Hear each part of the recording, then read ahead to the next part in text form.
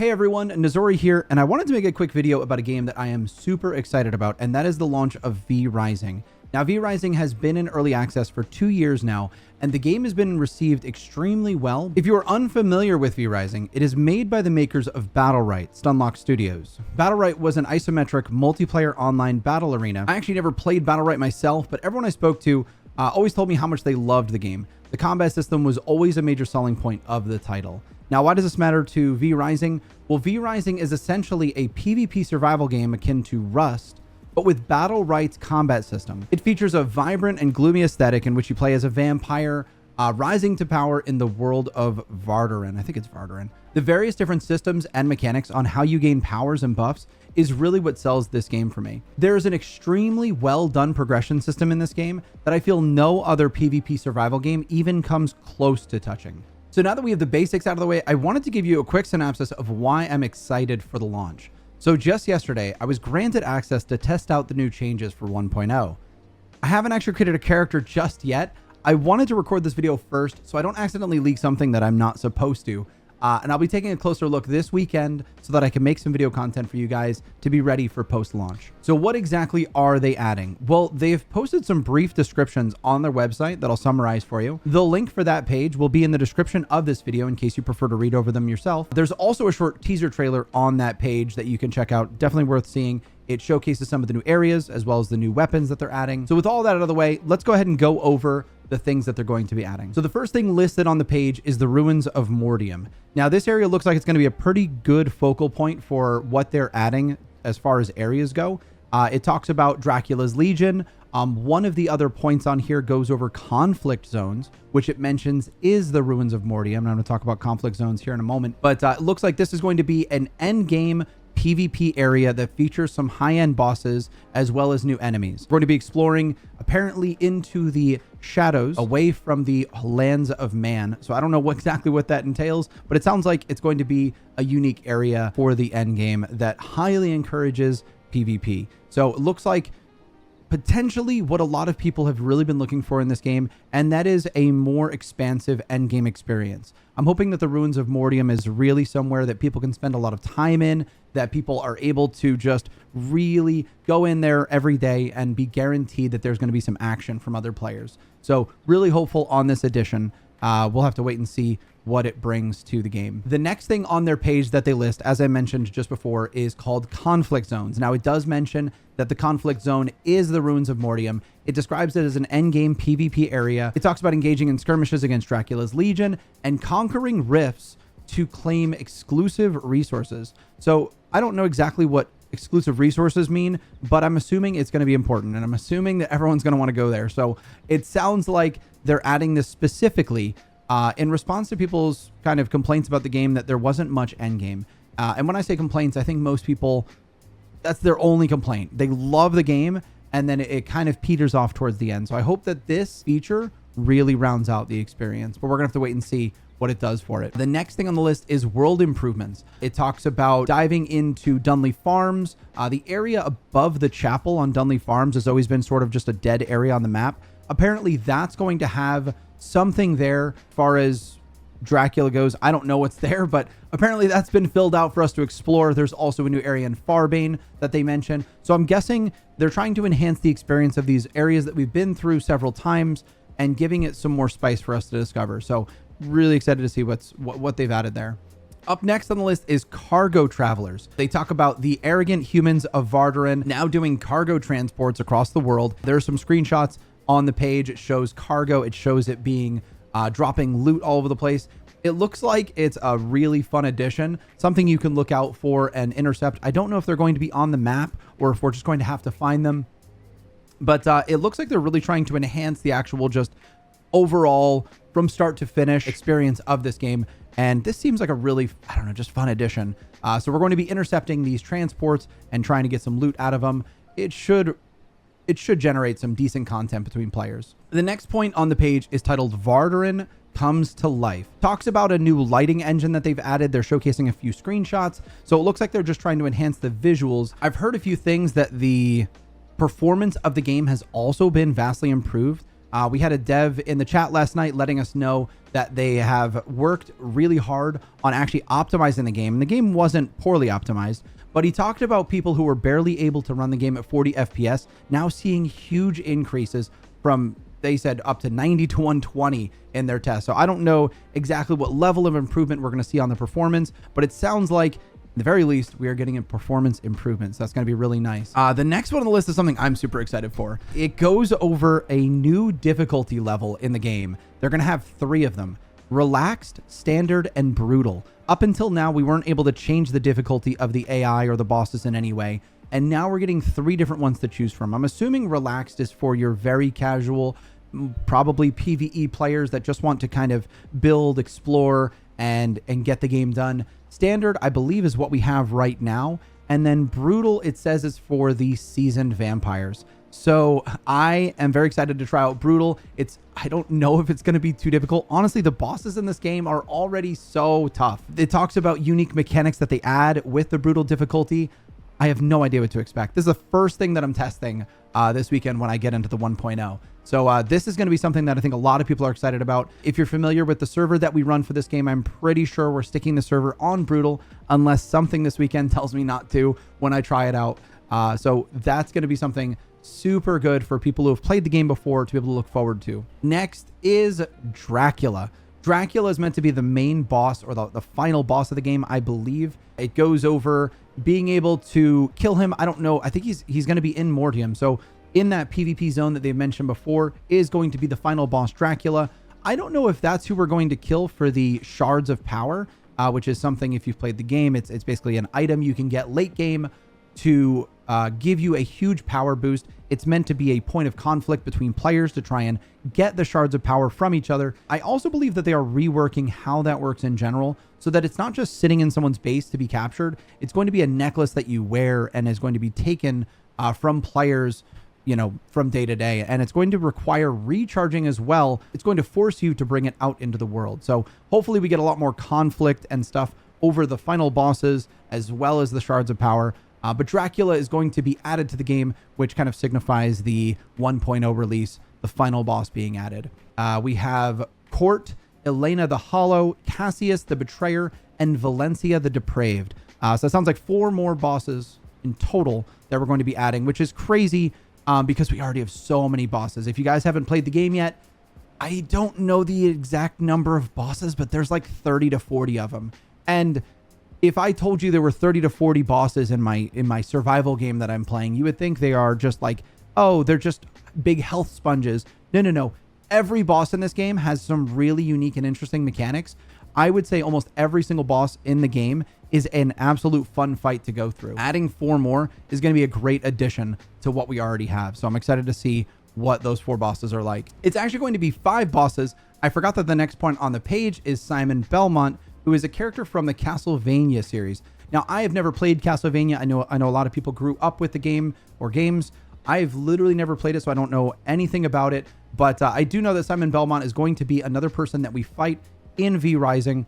It is likely going to be what unlocks the whip, since it seems that he uses a whip. It's in his screenshot. They mention it in the description, and that is one of the new weapons that we're going to be able to craft in the game. So I'm assuming Simon is going to be who we have to kill to be able to unlock the whip. That's just my assumption. I have no clue.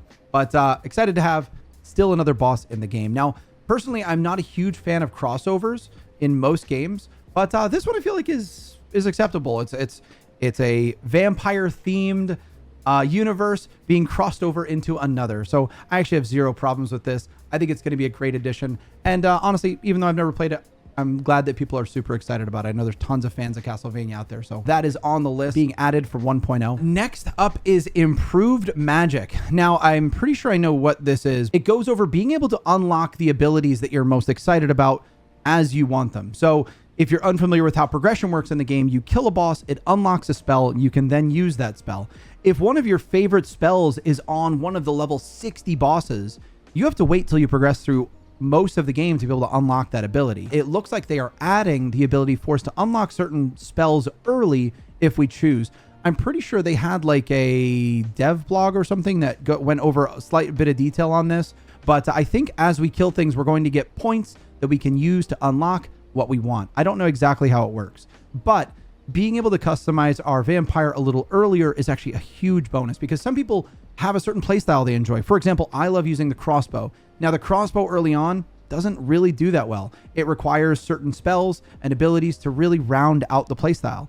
With this, I should be able to get my playstyle sooner during a wipe. So I'm really excited for it. We'll have to wait and see what it does, but a little more versatility can't hurt, I think. Next on the list are the new weapons. Now, I did just mention that we are getting the whip, but we are also getting the bow, which is another ranged weapon. I don't know how it's going to play. We already have a crossbow, but the crossbow is very stationary. I am going to assume the bow is a bit more mobile, but that I have no idea what it plays like. So we will have to wait and see. 2 new weapons, though, are extremely welcome. I think in the last major update, Gloomrot, we got the dual pistols, and there's another one that I'm completely forgetting, the greatsword. I think it was the greatsword. I don't know if there were any other additions, but those additions were absolutely awesome additions to the game. And this one looks like we're getting 2 new weapon types as well, which are going to be great, since that means, 4 new abilities. Well, when I say abilities, each weapon has 2 unique abilities as well as its auto attack. So it'll be really interesting to see what kind of balance this adds to the game. But overall, more choices, better, right? All right. Next on the list are new unique weapons. I don't exactly know what this entails. In the Gloomrot expansion, we were able to get unique variants or awakened variants of our weapons. They added different unique stats to our weapons, like extra lifesteal or, extra attack damage, whatever it was. I don't know what unique weapons adds, but in the screenshot, it's showing the axe. See, I would assume the axes throwing 4 spheres, which typically it only throws 2. So this variation of the axes is part of the unique weapon system. I am assuming that we can get different variations of the abilities that these weapons feature. I don't know exactly what that means for the game, but I'm assuming we're going to be able to explore it as we go through. But we do have new unique weapons to find. Ancestral weapon upgrades. I do remember, this was a year ago, so my memory's a little foggy on exactly how it works. I do remember there were 2 different grades of ancestral weapon. And if you really liked the weapon you were using, you did have to throw it away eventually. You had to put it aside, get a new weapon, because your weapon didn't have any more power levels in it, your first tier of ancestral weapon. So if you really liked that weapon, you did have to give it up, get a regular weapon, and then I believe we got ancestral versions of the new ones after that. It sounds like they're changing that system a little bit more. So if you have, once you find your awakened weapon that you want, or ancestral weapon, you're going to be able to bring that all the way through, I'm assuming. From what I remember, I do remember having 2 different grades of ancestral weapon. It looks like we're now going to be able to take one and continue it onward. But we will have to wait and see what that plays out. And honestly, I think that's a really good idea for the system, because I think most people loved the ancestral weapons system in general, but I don't think we all appreciated the, ooh, I got this awesome dual pistol or whatever, and then you just have to throw them out and get a new one, so we'll see how that plays out. Next on the list is spider form. If you're unfamiliar with VRising, some of the things that you get to unlock are different vampire powers, which are different from spells and abilities, right? Vampire powers are like shape-shifting forms, turning into a wolf, a bear, a bat, a frog. There are a lot of different forms. Rat is probably one of the most popular forms that they have in the game, because of just how it's rat form. You turn into a rat. Your name is gone. You're hard to spot. People will hide in bushes. It's a really fun little mechanic that you can have in the game. I've had people sit by my front door of my castle and then scurry in without me even noticing, right? Rat form creates some really funny moments in the game. They get inside your castle, then they turn into themselves, and suddenly you have another vampire in your castle. Great little mechanics. So we now are getting spider form, and it looks like spider form is going to be able to burrow in the earth, which sounds amazing. Also, apparently, shields you from the sun. The sun burns you, it kills you. Looks like you're gonna be able to burrow down into the dirt, avoiding the sun, which is really interesting. I'm very excited to see what this adds to the game, but just more shapeshifting forms is fantastic. I love the system. There are so many changes. This is why I'm so excited. There's so many changes to this game. Next on the list is new armor. I don't know if there's going to be new armor as we progress through the game, or if this just means that there's another armor set to build at the end game. I would assume there is, because we're getting more bosses. It means more progression. So this might just be a new end game armor. It doesn't exactly specify what level this is, when we get it, if there's, I have no idea, but it does talk about it being customizable to your playstyle. So looks like there's going to be different variants or things that we can do to it. Excited to see it. Okay, next on the list is castle relocation. One of the big kind of struggles that some people have in the game is they settle in the southern area of the game. This is the starting area. It is Farbane. Eventually you travel all the way north, and that travel sometimes can be pretty lengthy. What people really like to do is to move their castle from one place to another. This meant hauling things up, teleporting certain things over. It was a tedious task. You had to empty all of your chests, put it on your person, get to their castle, then rebuild it, destroy everything, rebuild everything in the new location. They are adding a castle relocation system. I don't remember what video I saw, but it went over a little bit of how this works. It looks like it's going to be, you put your temporary castle down, you say you're going to relocate to it, and then it gives you a menu of everything in your previous castle. And it's like, place the chest here. And it takes the chest from the one place, puts it in the new place, it's got all the stuff in it, and you get to relocate all your stuff into a new location seamlessly. That sounds like an amazing addition. Along with this, it does show some screenshots here of seamless item management. So it looks like we're getting new chest options for organizing our stuff, new castle decor, a music player, which if you haven't seen the screenshots of the video footage of castles in the game, they're gorgeous. It's a lot of fun to make your place look really awesome so that when someone's raiding you, they can, right in the middle of their raid, go, wow, this place is really nice, and then try and tear down your castle. But they have some really nice decor for castles already. More is always welcome. So that's going to be really great. I don't know what the music player is going to do or what it's going to feature, but it does talk about unlocking different tracks that you can play on the music player. That should be pretty fun. I love literally every addition they're adding here. Sounds fantastic. The game is already, in my opinion, a masterpiece for the survival genre. So all these things being added, yeah, I can't stress enough how excited I am for it. Eternal Elegance. Elevate your vampiric persona with enhanced customization options. This point talks about being able to customize our look, as well as being able to put on a look like transmog, even though we're wearing something else. So it looks like we're getting a lot more customization options. I am assuming that this also has to do with the fact that they sell premium cosmetic packs that we can purchase, which I have no problem with. In a game like this, with so much polish, zero pay to win mechanics, they can sell all cosmetics they want. Honestly, it's a fair price for an amazing title. And it looks like we're going to be able to make ourselves look however we want with this new customization option. So I get this question all the time on stream. Should I buy the DLC? Do I need to buy the DLC? The DLC is all cosmetics, and a lot of it's worth it if you care to support the game. What it is basically now we're going to get actual cosmetics for our character, but a lot of those cosmetic packs actually come with different variations of furniture. So like instead of a wooden door, you get to put down a glass door instead of, whatever. You'll see them if you browse through the DLC packs, but they are all cosmetics. I just want to say that that's a big bonus. There's no pay to win in the game. It doesn't look like they're planning to add anything pay to win in the game, and that's a huge concern in today's game market. So yeah, you do not need the DLCs, but they do add some really nice looking stuff. There's just a few things at the end of their page here. Gamepad support. It is planning to be released on PS5. So if you're a console player, gamepad support is going to be huge for you. The game feels like it would play really well with a controller. So it looks like on PC, they'll plug in a gamepad, play with a controller. I know a lot of people are huge fans of that, especially when you just want to chill out, maybe on the couch or whatever. So nice little addition. There is an achievement system. We didn't have any achievements before. We do now. And new music. That might be on the player, or there's just new in-game soundtracks. We'll have to see how it goes. Oh, and it looks like, yeah, there's familiar Castlevania tones. Never played it, as I said, but lot of new music, so should be good. But anyways, I think that's pretty much all of them. The last things on the list are premium packs. So we have some new cosmetic packs, as I said, and also one of the other cosmetic packs is shapeshifting forms. You'll see in the screenshots you have a new wolf, this little crouching creepy dude with really spiky eyebrows. I don't even know what form that is. What is that? Is that frog form? I don't know what that is.